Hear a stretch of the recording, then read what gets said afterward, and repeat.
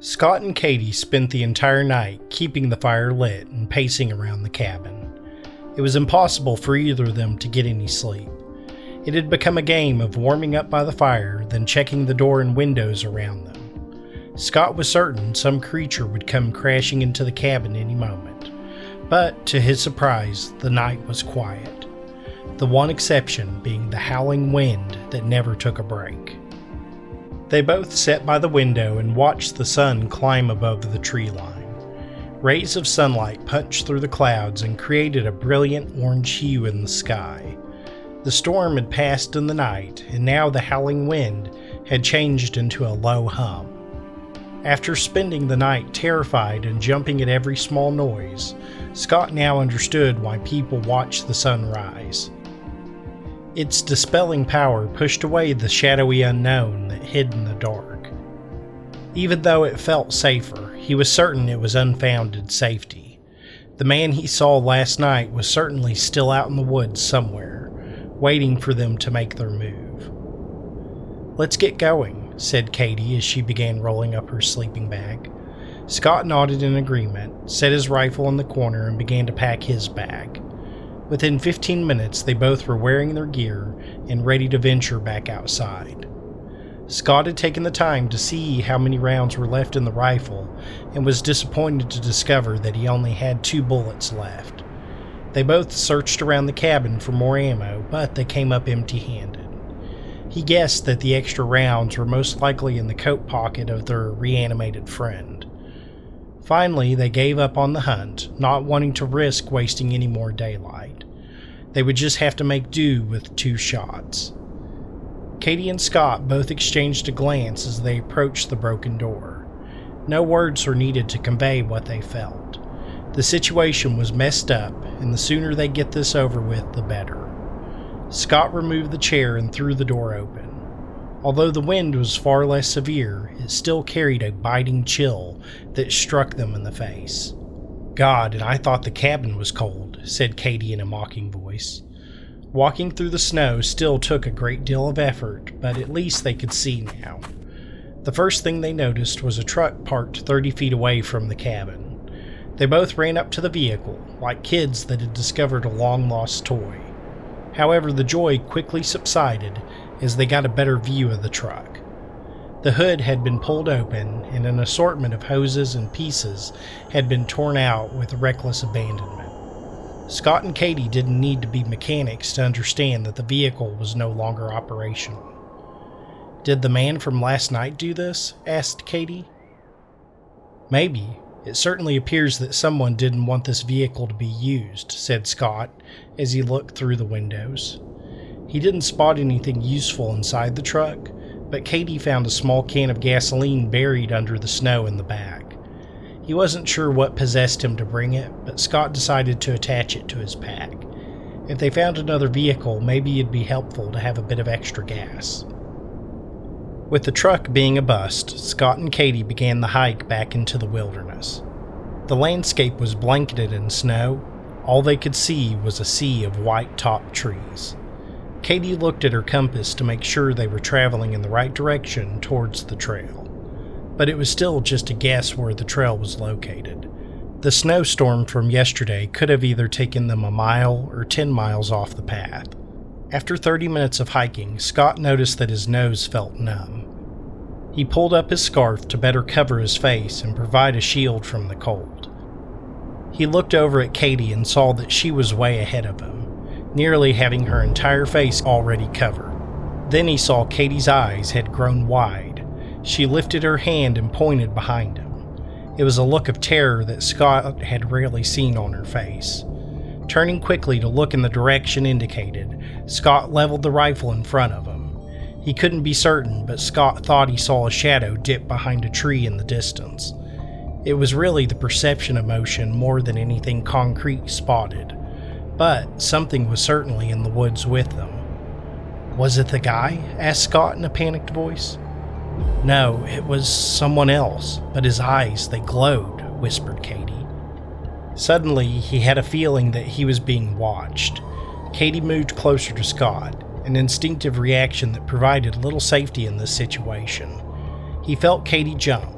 She spotted something, but Scott had missed it. Rather than explain herself, she grabbed him by the arm and began to run. He had been with Katie long enough to know that this was serious. She didn't scare easily, and he had faith that she knew that someone or something was stalking them. They ran as fast as their legs would allow in the snow. Each step felt like it required triple the effort. Normally, Scott and Katie considered themselves fairly fit, but the train was making their movement slow. The amount of time they ran in the snow, Scott couldn't say for sure. All he knew was that they had ran until their lungs had burned from taking in too much cold air. They both leaned against a large tree and took a moment to catch their breath. At last, Scott was able to speak, even though his throat felt terrible from the freezing air. "What did you see?" said Scott in a raspy voice. "Someone different. I think there's more than one person out here in the woods with us," said Katie. These words caused a chill to run down his spine. One stalker was bad enough, but now the threat of multiple people being out here was far worse. And he had shot at them last night. This must have certainly pissed them off, and now they wanted to even the score. He was frightened, and his natural instinct was to find somewhere to hide and wait it out. But he knew that wasn't an option. Getting caught out in the dark at night would be dangerous. If the people didn't get them, the cold certainly would do the job. He looked around the tree line for anyone that had followed them and spotted the first good news he had gotten since the trip had started. Just 5 feet away from him was a mile marker sign for the trail. By dumb luck, they had managed to find it again. He walked to the sign and waved Katie over. They both let out a sigh of relief. He touched the metal frame to confirm it was real and not some optical illusion. He had never been so happy to see a metal reflective tag in his life. "This is good, but I think we have another problem," said Katie. "What?" asked Scott. Katie pointed down at the ground. "I think whoever is following us will have an easy time." Behind them was a trail of footprints in the snow. Of course, he had been an idiot. You can't lose someone in the snow, they can just follow the tracks, meaning they couldn't afford to hang around any longer. They had to hike as quickly as possible to the ranger station. Scott allowed a string of curses to slip through his mouth that would have made a sailor blush. Normally he was reserved, but the exhaustion, terror, and lack of sleep was starting to erode the core of his normal behavior. They both began the hike down the trail. They were no longer running, but hiking fast enough that it was causing them to breathe hard. Every few moments, one of them would turn around, certain that one of those people would be just behind them. Yet, the only sight that greeted them was the trees and snow. The forest was silent, save for the drone of the wind. Actually, now that Scott was thinking about it, he hadn't seen a single animal. Even the birds wouldn't dare move around in the frozen forest. Something about the absence of life in nature left him feeling uncomfortable. He didn't know a lot about forest creatures' winter activity, but he didn't think the forest should be completely abandoned. Perhaps they knew the dark secret that lurked in these woods. It should have taken them a couple of hours to get to the ranger station. However, the blazing pace they set allowed them to reach it in just over an hour. They were exhausted, but relieved they had at last found it. The station was a rather unimpressive structure. It was a small single-room cabin that would be a tight squeeze for 2 people. It had more in common with a shed than a cabin. However, they didn't need a shelter. They just needed help getting out of these woods. Climbing the 3 steps, Katie knocked on the door. They both stood quietly outside, listening for the sound of someone to open it. Nothing stirred in the cabin. The station was quiet. This time, Katie banged on the door and once again waited for an answer. However, after a few moments without a response, Katie kicked the door, pressing her boot hard into the wooden frame. She bounced off the barrier and nearly tumbled down the stairs, but managed to catch herself just in time to avoid the fall. "Where the hell are the rangers?" shouted a frustrated Katie. Scott rubbed his forehead, doing his best to conjure up a new plan. "You can talk," said a voice from inside the station. Scott and Katie both exchanged a confused glance, partially due to the sudden emergence of a voice on the other end of the door, and partially due to the odd nature of the question. "Yeah, and I can sing a little too. Care to help us out here?" replied Scott. The door swung open, and a larger, older man appeared in the doorframe. His beard was long, messy, and gray with bits of black sprinkled into the mix. However, his hair was short and clean. He must have stood at least 6'4", his head almost touching the top of the door. "Hurry, get in," said the man, stepping to the side to give them space to get through the door. They didn't require any further explanation. Scott and Katie quickly ran up the stairs and inside the warm station. The older man slammed the door shut, turned the deadbolt, and placed a security bar to reinforce the door. Now Scott understood why Katie's kick was so ineffective. This small door was built to withstand a tornado. The inside of the station was messy, with cans of soda and microwave dinners littering every surface area. In the corner was a couple of desks covered with papers that had no noticeable method of organization in the piles. Clearly, this guy had been here for a few days at least. "Why are you here? Don't you know the park is closed?" asked the ranger. Now that Scott was thinking about it, the main road into the park had been closed off, so he took a back road to get into the hiking trail. He really regretted not turning back and listening to the sign. "Yeah, we took a back way in. Look, we got some people following us, and I think they want to hurt us," said Katie. Suddenly, the color drained from the ranger's face. He immediately walked past them and peeked out the window, scanning the horizon. "Christ, did they hurt you?" They both shook their heads, but Scott knew that he had to deliver the bad news. "We're okay, but it got someone at the hunting cabin a few miles back." He noticed the ranger didn't seem surprised by the information. Instead, he went and unlocked the gun cabinet and removed a shotgun. He grabbed a box of buckshot from the top shelf and began to chamber rounds into the firearm. The ranger's questions and his willingness to buy their story without an explanation let Scott know that he knew what was happening. He wanted to get out of here as quickly as possible, but he also needed to know what was hunting them in the woods. "Do you know what the hell is going on here?" The park ranger set the gun on the table and plopped down onto his cot. The question appeared to suddenly age the man, making him look old and defeated. He kept his eyes shut for a couple of moments before opening them and responding. "I don't think you'll believe me," replied the ranger. "Try us," said Katie. The old man took a deep breath before beginning. "People think this land has never been settled, but a few people actually lived here in the 19th century. Most likely people that didn't have any other option. When I started at the ranger station, my orientation involved this story about a French woman called Catherine. She was a widow with 2 kids who lived a hard life. But people are resourceful, and she found a way to make it living in these woods. Some even say she and her kids thrived in this land. Well, that all changed during the Civil War. An especially hard winter hit this area. However, the military came in and demanded that they donated their food stores to the war effort. And by donate, they meant they wanted everything they had of value.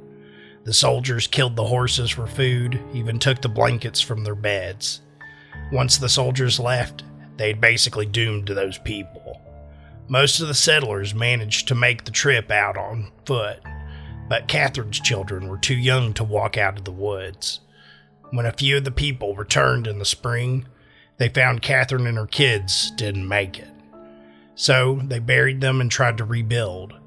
But something about the event poisoned the land. It created a loop in time that kept repeating like a record. The next winter, a harsh snowstorm appeared out of nowhere, on the anniversary of that horrible event. And the settlers that called these woods home saw Catherine and her children searching the woods, unable to rest and no longer human. The people they killed during that week became afflicted with the same curse, so the locals hid until the snowstorm passed, then left this area for good. Of course, time passed and the story became a campfire tale instead of a warning. When this place became a national park, the rangers learned pretty quick about the people that hunted these woods on the anniversary of Catherine's misfortune. They tried their best to have the park closed, but bureaucrats wouldn't consider it. Too much tourism dollars for them to care about some superstitious fools, I guess. Every year on the anniversary, we cook up a story about the road being washed out and close the park that week. One of us stays in the station, just in case someone needs help. This year it was my turn to hold the fort.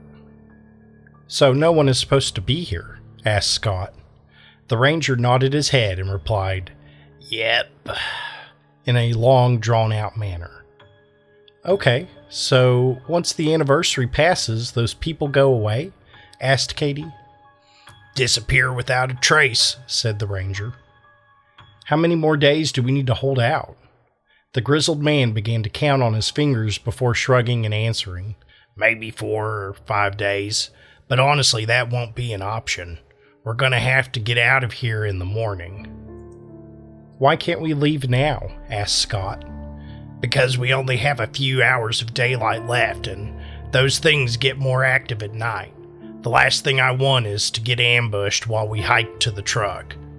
Scott realized how foolish he was to have expected snowmobiles. Of course they didn't have the budget for it. Looking around the ranger station, it was clear they were in need of funding. All we can do now is hold up here and hope those creatures outside leave us alone, said the ranger. And with that, the decision was made for the group. The 3 of them would hold up in the small structure until the morning. The grizzled park ranger walked over to the freezer in the corner and pulled out a stack of microwave dinners and got to work preparing the meals. It wasn't exactly the best quality of food, but it certainly put the MREs they had been eating to shame. Scott noticed that the ranger made sure his shotgun was always close to him, moving it with him as he moved around the station.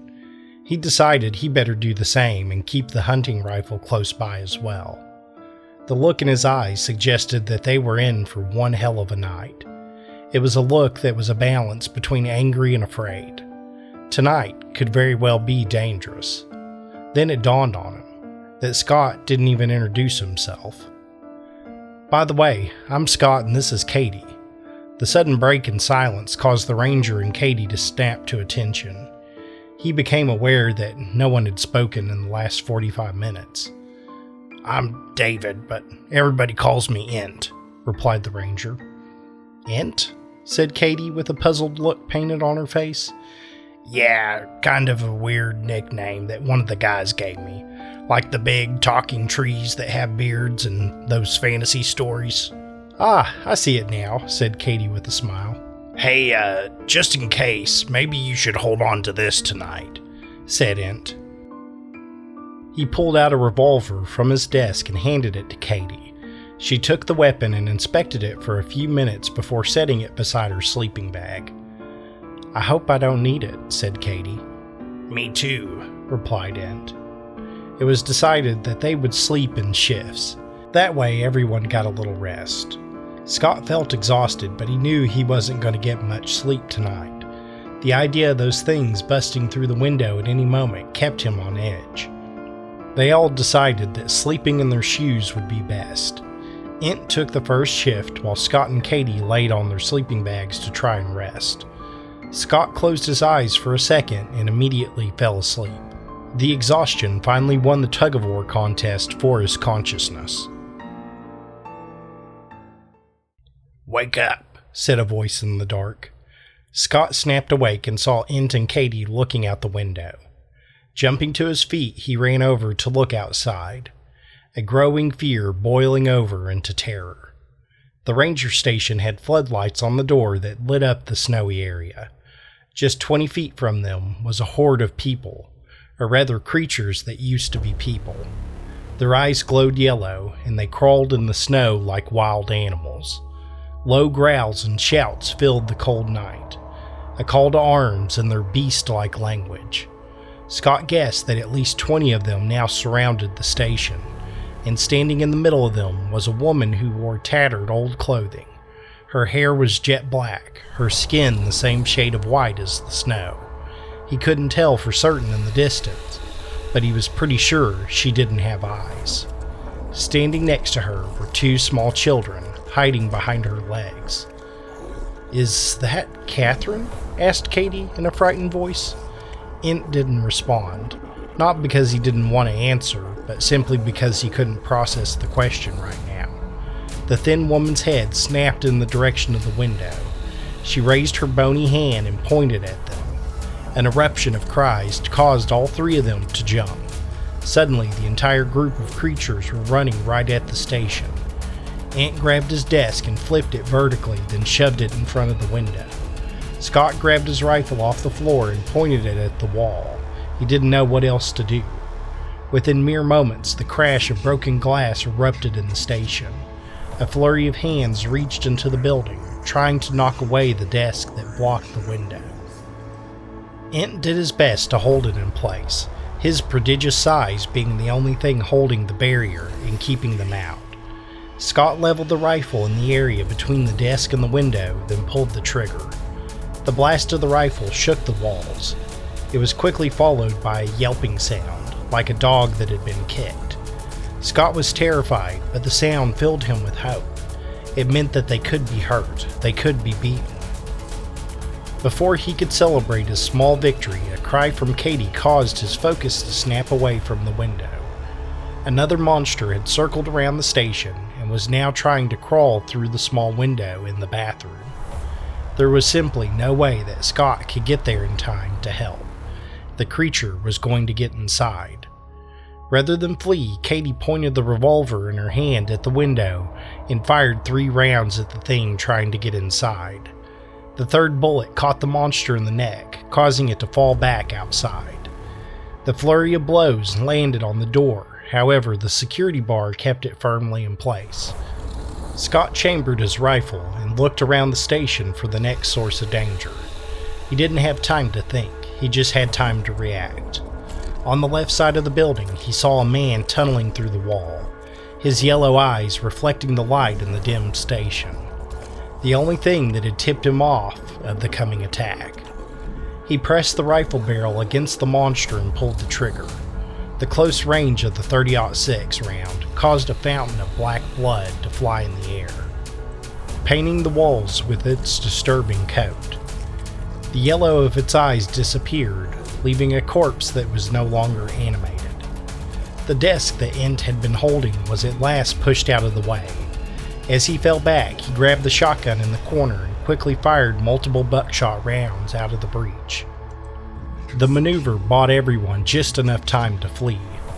"We gotta move," yelled Ent. Scott dropped his rifle and grabbed his pack. Then he followed him into the bathroom and closed the door. He knew it didn't make any sense to bring his pack. He just did it out of instinct. Katie was already in the bathroom, doing her best to wedge a chair into the small window. The cramped space made it difficult to move, but Ent pushed past them and removed a panel from the wall. Just outside the door, they could hear the creatures flooding into the station. They didn't talk about what to do next, because no words were needed at this point.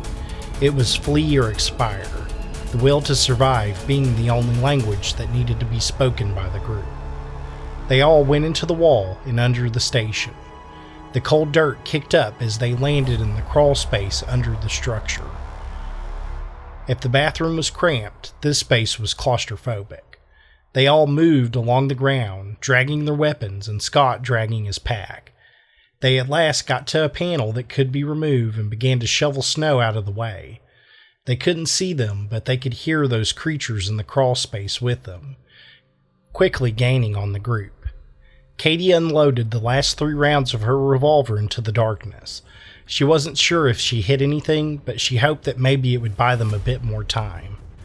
Ent managed to pull himself through the snow and emerged outside. He grabbed Katie and Scott by the hand, helping pull them through the hole. Then they began to run through the snow and into the darkness, with only the moonlight to help guide them. Scott threw on his pack and grabbed his flashlight from the side pouch. He wasn't sure if it was a good idea to use the light, but it would be impossible to navigate without something to help guide the way. Scott feared that he was also creating a beacon to tell the monsters of the forest their exact location. Cries and howls followed behind them, clearly communicating the price of failure. The run through the snow was a blurred haze. He could tell that Ent was having a hard time staying on his feet. Clearly, he was not prepared for this level of cardio. The large man began to slow down, unable to maintain the pace. Since he was the only one that knew the way, Scott and Katie had to slow down with him. Pointing the flashlight behind them, he could see the cursed forest monsters running after them. They were only 90 feet away and closing the distance quickly. Suddenly, a wooden structure appeared in the dark over the hill. A small wooden bridge joined two bluffs, making it possible to cross the treacherous terrain with ease. Ent got to the bridge and fell over onto his knees. His body refused to go any further. Old age and weight had gotten the better of him. He fished the keys out of his pocket and handed them to Scott. "Go," yelled an out-of-breath Ent. Scott desperately wanted to take his advice and leave with Katie, but he knew the only reason they had survived this long in the night was because of Ent. An instance of courage shines brightest in the darkness of dismay.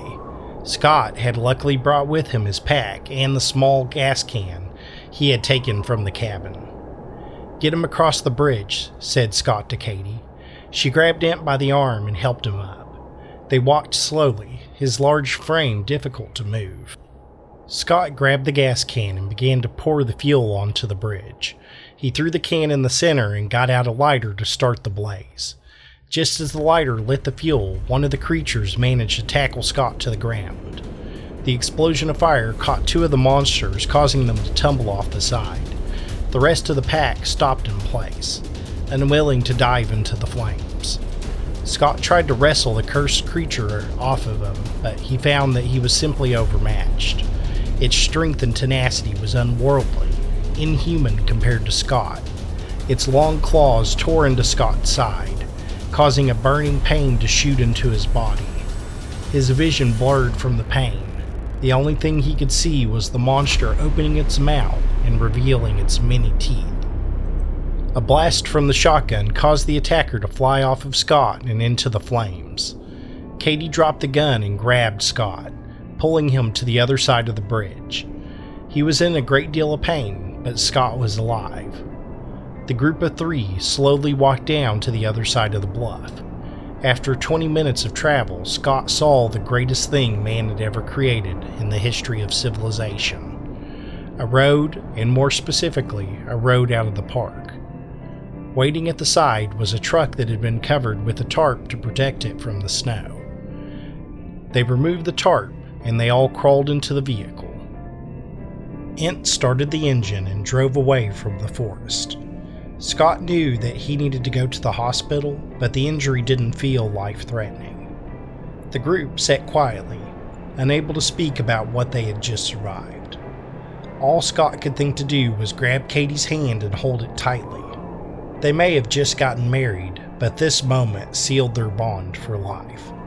He owed her his life and was happy to spend the rest of it with her. When he looked up at Katie, her smile said that she knew his heart. Now they truly understood each other. Ghastly here. Thank you for being patient while we got this story done. I know this one took me a little bit longer to finish, so I do apologize for the wait, and I hope that it was worth it. If you haven't done so already, consider subscribing to the channel. The channel is getting close to 1,000 subscribers, so if you want to give me a hand reaching that goal, I will truly appreciate it. As always, thank you for your support, and until next time, take care.